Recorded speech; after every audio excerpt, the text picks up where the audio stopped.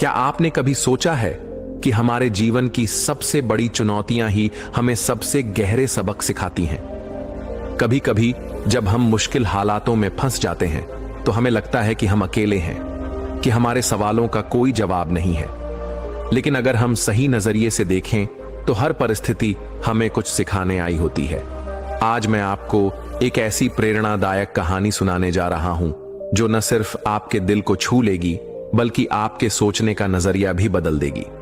यह कहानी सिर्फ एक साधारण कथा नहीं है, बल्कि यह जीवन के गहरे सत्य को उजागर करती है। तो चलिए आज हम बुद्ध की एक अनमोल कहानी के माध्यम से यह समझने की कोशिश करते हैं कि जीवन के सबसे कठिन सवालों का जवाब हमें कहां और कैसे मिलता है। तो आइए जीवन बदलने वाली कहानी शुरू करते हैं। दोस्तों, एक युवक ने अपने जीवन में सफलता प्राप्त करने का दृढ़ संकल्प कर लिया। बड़ी लगन और धैर्य के साथ उसने आश्रम से शिक्षा प्राप्त की। शिक्षा की समाप्ति के बाद उसने नौकरी खोजना प्रारंभ कर दिया ताकि पारिवारिक जिम्मेदारी का निर्वाह वह बहुत ही अच्छे तरीके से कर सके। इतनी अच्छी शिक्षा प्राप्त करने के बाद भी उसका यह दुर्भाग्य रहा कि उसे कहीं भी काम नहीं मिला। नौकरी की तलाश में वह जगह जगह भटकता रहा, खूब प्रयास किए, किंतु हर स्थान से उसे निराशा ही मिली। अच्छी बात यह थी कि युवक ने मात्र किताबी शिक्षा ग्रहण नहीं की थी, अपितु जीवन में कैसे धैर्य रखा जाए यह भी सीखा था। यही वजह रही कि वह हर परिस्थिति का सामना बड़े ही अच्छे तरीके से कर लेता। लेकिन कब तक यह करता, हर एक संघर्ष की सीमा होती है।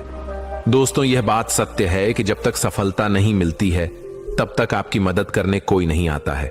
आप दर दर की ठोकरें खाते रहेंगे, पर कोई पूछने वाला नहीं रहेगा कि आप कैसे हैं, आप परेशान हैं कि नहीं हैं। यह कोई नहीं आपसे पूछेगा। यह जीवन की सच्चाई है। हां, लेकिन जब आप कामयाब बन जाएंगे, जब आपके पास पैसा रहेगा, तो 10 से 20 लोग आपके आगे पीछे घूमते रहेंगे। तो तमाम तरह के लोग आपसे रिश्ता भी रखना चाहेंगे। तब दूर के लोग भी आपसे कहेंगे कि आप उनके बहुत ही करीबी रिश्तेदार हैं। हर कोई आपसे एक झूठा रिश्ता लेकर जोड़ने लगेगा। ध्यान रहे, जो लोग आपके पैसे को, आपकी कामयाबी को देखकर आपसे जुड़ते हैं, वह कभी भी आपके अपने नहीं हो सकते। जो मुसीबत के समय में जब आप निर्धन हैं, गरीब हैं, लाचार पड़े हुए हैं, उस वक्त कोई अगर आपको सहारा दे, उस वक्त कोई अगर आपके साथ खड़ा रहे, तो समझ लीजिए कि वही आपका सच्चा और अपना साथी है। और ऐसे लोग दुनिया में केवल 1% से भी कम होते हैं जो आपकी गरीबी में, जो आपके कठिन वक्त में आपका साथ दें। लेकिन आप सबसे ज्यादा उन लोगों के लिए परेशान रहते हैं जो कभी आपके अपने हैं ही नहीं। वह युवक हार थक के परेशान होकर के एक रास्ते से गुजर रहा था। रास्ते में उसे से एक आश्रम दिखाई पड़ा। उस आश्रम के बाहर एक महात्मा अपने शिष्यों को ज्ञान का उपदेश दे रहे थे। वे सभी शिष्य उन बौद्ध महात्मा के उपदेशों को बड़े ही ध्यान और शांतिपूर्वक सुन रहे थे। वह युवक वहीं पर रुक गया। उसने सोचा कि ऐसा क्या यहां पर चल रहा है जो कि लोग बहुत ही शांतिपूर्वक उन महात्मा का उपदेश सुन रहे हैं। उस युवक के भी मन में जिज्ञासा जाग गई कि चलकर हम भी देखते हैं कि वहां पर क्या हो रहा है। और वह युवक भी धीरे धीरे कदमों से आगे बढ़ते हुए आश्रम की तरफ चल पड़ा। वह पास में ही एक आम के पेड़ के पास बैठ गया और महात्मा के द्वारा कही हुई बातों को ध्यान से सुनने लगा। महात्मा कह रहे थे, जब किसी चीज की नई शुरुआत होती है तो सबसे पहले सब कुछ खत्म हो जाता है। जब इस सृष्टि की रचना हुई थी तो सबसे पहले सब कुछ समाप्त हो गया था। उसके बाद एक नई सृष्टि की रचना हुई। यानी जब इंसान मुसीबत के ऐसे वक्त में पहुंच जाए जब उसे लगे कि अब कुछ नहीं होने वाला है, अब मेरा कुछ नहीं हो सकता है, जीवन में वह बिल्कुल हार सा गया है, टूट जाए, लाचार हो गया हो, कोई उसकी मदद करने वाला नहीं रहे, ऐसे वक्त में अगर वह इंसान किसी से अपनी मदद भी मांगे तो लोग उसकी मदद भी करने से इनकार कर दें। महात्मा आगे कहते हैं कि ऐसे बुरे वक्त में अगर किसी को प्यास लगती है तो कोई आपको पानी देने वाला भी नहीं मिलेगा, क्योंकि बुरे वक्त में कोई भी साथ नहीं देता है। ऐसे वक्त में आप बिल्कुल टूट जाएंगे, आप जिंदगी से हार जाएंगे। लेकिन एक बात हमेशा याद रखिएगा, इसी क्षण यही सोचना है कि अब कुछ हमारी जिंदगी में बड़ा और अच्छा होने वाला है, क्योंकि बर्बादी के बाद ही नई चीज का निर्माण होता है, टूटे फूटे लोहे को गला करके एक नए लोहे का निर्माण किया जाता है। अर्थात जब आप बिल्कुल टूट जाएंगे, मुसीबत के वक्त से गुजर रहे हैं, तो यह बात दिमाग में जरूर लाएं कि अब कुछ नया होने वाला है, हमारी जिंदगी में कुछ अच्छा और बड़ा होने वाला है। यही एक उम्मीद आपको जिंदा रखेगी और यह बिल्कुल सत्य बात है। देखना, अगर तुम ऐसे वक्त में हो जहां पर कोई तुम्हारी मदद नहीं कर रहा है, कहीं से मदद की कोई भी उम्मीद नहीं है, तो समझ लेना कि अब कुछ बड़ा और अच्छा होने वाला है। क्योंकि जितना आप टूट सकते थे, अब आप टूट गए हैं। इससे ज्यादा आप नहीं टूट सकते। ऊपर वाला आपको जरूर कुछ बड़ा देने वाला है। यही सब बोल करके गुरुजी अपने उपदेश को विराम देते हैं। बोलते हैं कि शिष्यों, आज के लिए बस इतना ही। अब तुम सब दूसरे दिन इसी समय पर आना, फिर हम आगे की बात करेंगे। सभी शिष्य अपने अपने आश्रम में चले जाते हैं। तभी अच्छा समय देख करके वह युवक उन महात्मा के पास आता है और कहता है कि महात्मा, मैं पीछे से आपका पूरा उपदेश सुन रहा था और मुझे बहुत ही अच्छा लगा। मैं बिल्कुल टूटा हुआ इंसान हूं। मैंने पढ़ाई भी की, हर जगह नौकरी की तलाश में घूम रहा, पर मुझे कहीं भी नौकरी नहीं मिली। मैं दर दर के ठोकरे खा रहा हूं, पर कुछ भी हासिल नहीं कर पाया। लेकिन आपने जो बातें बोली, उससे मुझे कुछ काम करने की हिम्मत मिली और आपकी बातें बिल्कुल सही हैं। तब वह महात्मा उस युवक से कहते हैं कि युवक, तुम अपनी समस्या को मुझे बताओ। तब वह युवक कहता है कि हे महात्मा, मैंने आश्रम से शिक्षा प्राप्त की, उसके बाद हम घर पर आ गया और हमारे घर पर पैसों की जरूरत थी, जिसकी वजह से हम बाहर कमाने के लिए निकल पड़े। लेकिन मैं जहां पर भी नौकरी की तलाश में गया, मुझे वहां से नौकरी नहीं मिली, जिस वजह से मैं बहुत ही परेशान है। गुरुवर, कृपया मेरा मार्गदर्शन करें ताकि मैं अपने जीवन में सफलता की नई बुलंदियों को हासिल कर सकूं। फिर वह बौद्ध महात्मा उस युवक से कहते हैं कि आज हम तुम्हें कुछ छोटी छोटी बातें बता रहे हैं, जिन्हें अगर तुम अपनी जिंदगी में अपनाते हो तो तुम्हें सफल होने से कोई नहीं रोक सकता, और हर सफल व्यक्ति यही करता है। मैंने बहुत से लोगों को शिक्षा दी है, लेकिन मेरे जो शिष्य मेरी इन 7 बातों को अपने जीवन में अपना लिए, वह आज अपना नाम इस संसार में कमा रहे हैं। महात्मा उस युवक से कहते हैं कि अगर तुम्हें सफल होना है तो तुम्हें सबसे पहले अपने गुणों को पहचानना है, और यही तुम्हारी सफलता पाने की पहली आदत होनी चाहिए। वह युवक कहता है कि गुरुदेव, अपने अंदर के गुणों को कैसे पहचाने? तब वह महात्मा उस युवक से कहते हैं कि गुणों को पहचानने का मतलब यह है कि अपने अंदर की प्रतिभा को पहचानो। कुछ भी कार्य करने से पहले सबसे पहले तुम अपने अंदर की प्रतिभा को पहचानो। हर एक इंसान में एक अलग प्रतिभा होती है। अगर वह अपनी प्रतिभा के हिसाब से काम करे तो जीवन में उसे सफल होने से कोई नहीं रोक सकता। मैं तुम्हें एक उदाहरण के माध्यम से समझाने का प्रयास करता हूं। अगर मैं तुमसे यह पूछूं कि यह आम का पेड़ है जो तुम्हें दिखाई दे रहा है, अगर मैं इस पर सभी जानवरों को चढ़ने के लिए बोलूं कि इस पेड़ पर सबसे पहले कौन चढ़ेगा? चलो मान लेते हैं यहां पर बंदर, भालू, हिरण, हाथी, घोड़ा, गिलहरी, सभी लोग आ गए। तो अब तुम मुझे यह बताओ कि इस पेड़ पर सबसे पहले कौन चढ़ेगा? तो वह युवक कहता है कि महात्मा, इस पेड़ पर तो गिलहरी सबसे पहले चढ़ जाएगी, वह झट से ऊपर तक चढ़ जाएगी। इसके बाद बंदर चढ़ जाएगा, लेकिन घोड़ा नहीं चढ़ सकता, हाथी नहीं चढ़ सकता, तमाम जानवर इसमें फेल हो जाएंगे। तब वह बौद्ध महात्मा कहते हैं कि तुमने बिल्कुल सही कहा। यही हाल हम सबकी भी जिंदगी में होता है। हम सबके भी अंदर एक अलग अलग प्रतिभा होती है, लेकिन हम उस प्रतिभा को पहचानने का प्रयास ही नहीं करते हैं। हम सब अपनी प्रतिभा के हिसाब से चलते ही नहीं हैं। हम लोगों के हिसाब से खुद को ढालने का प्रयास करते हैं और हम औरों जैसा बनने लगते हैं। इस दुनिया में जितने भी सफल लोग हुए हैं, अगर तुम उनको ठीक ढंग से पहचानोगे तो तुम पाओगे कि वह अपनी प्रतिभा के हिसाब से काम किए हैं, तभी वे आगे चलकर अपनी जिंदगी में कामयाब हुए हैं। हर कोई इस पेड़ पर नहीं चढ़ सकता। ठीक उसी प्रकार तुम सबसे पहले अपने अंदर के प्रतिभा को पहचानो। तुम यह देखो कि तुम किस चीज में माहिर हो। अगर तुम अपनी प्रतिभा के हिसाब से काम करोगे, उस प्रतिभा को पहचान लोगे, तो तुम जिंदगी में बहुत आगे जाओगे। फिर तुम्हें सफल होने से कोई नहीं रोक सकता है। लगभग 98% लोग यही करते हैं कि वे दूसरों जैसा बनने का प्रयास करते हैं। किसी ने उन्हें कहा तो वे उसके जैसा ही बनने लगते हैं, जबकि जो 1% लोग होते हैं वही सफल हो पाते हैं, क्योंकि वे अपने प्रतिभा के हिसाब से काम करते हैं। वे अपने अंदर की प्रतिभा को पहचान लेते हैं फिर वे उसके हिसाब से उस कार्य को करते हैं और अंत में उन्हें सफलता भी मिलती है और वे लोग जिंदगी में बहुत ही आगे जाते हैं। इसलिए कुछ भी नया करने से पहले सबसे पहले तुम अपनी प्रतिभा को पहचानो, फिर उसके हिसाब से काम करो। वह महात्मा उस युवक से कहते हैं कि सफल बनने के लिए दूसरी सबसे बड़ी आदत यह है कि तुम सब सही समय पर उठो। अगर तुम सब सुबह 3 घंटे पहले उठ जाते हो, अगर तुम 4 बजे उठ जाते हो या 5 बजे भी उठ जाते हो, तो तुम्हारे पास बहुत ज्यादा समय बच जाएगा अपने कार्य को करने का और तुम उन तमाम लोगों से आगे निकल जाओगे जो लोग देर सुबह सोकर उठते हैं। उन्हें आलस्य और बीमारियां घेर लेती हैं।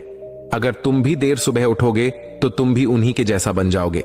इसीलिए अगर तुम्हें लाखों की भीड़ से आगे आना है तो तुम्हें सुबह जल्दी उठना होगा। जो व्यक्ति सुबह सही समय पर जल्दी उठ जाते हैं उन्हें पूरे दिन को कार्य करने का ज्यादा समय मिल जाता है। तुम सुबह उठो, सबसे पहले अपने पूरे दिन की रूपरेखा तैयार करो कि कब मुझे क्या काम करना है, कब कौन सा काम करना है, कितने बजे क्या करना है। सबसे पहले तुम उस कार्य को करो, फिर उसके हिसाब से पूरे दिन का कार्य करो। इससे क्या होगा कि तुम्हारे पास समय बच जाएगा और तुम अपने कार्य को बहुत ही अच्छे तरीके से कर पाओगे। जो लोग यह कार्य नहीं करते हैं वह जब अपना कुछ कार्य पूरा कर लेते हैं, खाली बैठ जाते हैं, तो वह यह सोचते हैं कि अब उन्हें क्या करना चाहिए। इससे उनका समय बर्बाद होता है और जो भी व्यक्ति अपना समय बर्बाद करता है वह अपनी जिंदगी में कभी भी आगे नहीं बढ़ पाएगा। इसलिए सुबह उठकर के सबसे पहले अपनी एक रूपरेखा तैयार करो कि हमें दिन में क्या काम करना है और क्या नहीं करना है, फिर उसके हिसाब से तुम कार्य करो। महात्मा उस युवक से कहते हैं कि अगर तुम्हें अपनी जिंदगी में सफल होना है तो मैं तुम्हें तीसरी आदत बता रहा हूं जिसे तुम जरूर अपनाना। वह यह है कि अपनी विचार शक्ति का उपयोग करो। जो भी तुम अपनी जिंदगी में पाना चाहते हो उसे तुम सुबह उठ करके एक बार जरूर सोचो। तुम यह अनुभव करो कि वह चीज तुम्हें मिल रही है। भले ही वह चीज तुम्हें मिली ना हो, लेकिन तुम उसके बारे में सोचना शुरू करो और इतना सच्चाई के साथ सोचो कि ऐसा लगे कि तुम्हें वह चीज मिल रही है। उस चीज को पाने का अभ्यास करो और यह काम तुम्हें सुबह उठ करके ही करना है और जब रात को तुम सोने जाते हो तब भी तुम्हें यह करना है। धीरे धीरे वह चीज तुम्हारी तरफ आकर्षित होने लगेगी। इसे ही आकर्षण का नियम कहते हैं। व्यक्ति को जो भी चीज अपनी जिंदगी में पाना है उसे उसके बारे में बहुत ही सच्चाई और गहराई के साथ आभास करना है कि उसे वह चीज मिल रही है।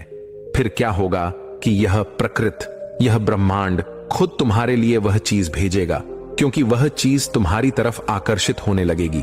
इसे ही आकर्षण का नियम कहते हैं। तो तुम्हें इस आकर्षण के नियम का पालन करना है। अगर तुम इसका सही से अभ्यास करते हो तो धीरे धीरे तुम जो भी चीज पाना चाहते हो वह चीज तुम्हें मिलने लगेगी। महात्मा उस युवक से कहते हैं कि सफल बनने के लिए चौथी आदत है जो तुम्हें मैं बता रहा हूं, वह यह है कि सकारात्मक सोच के साथ आगे बढ़ो।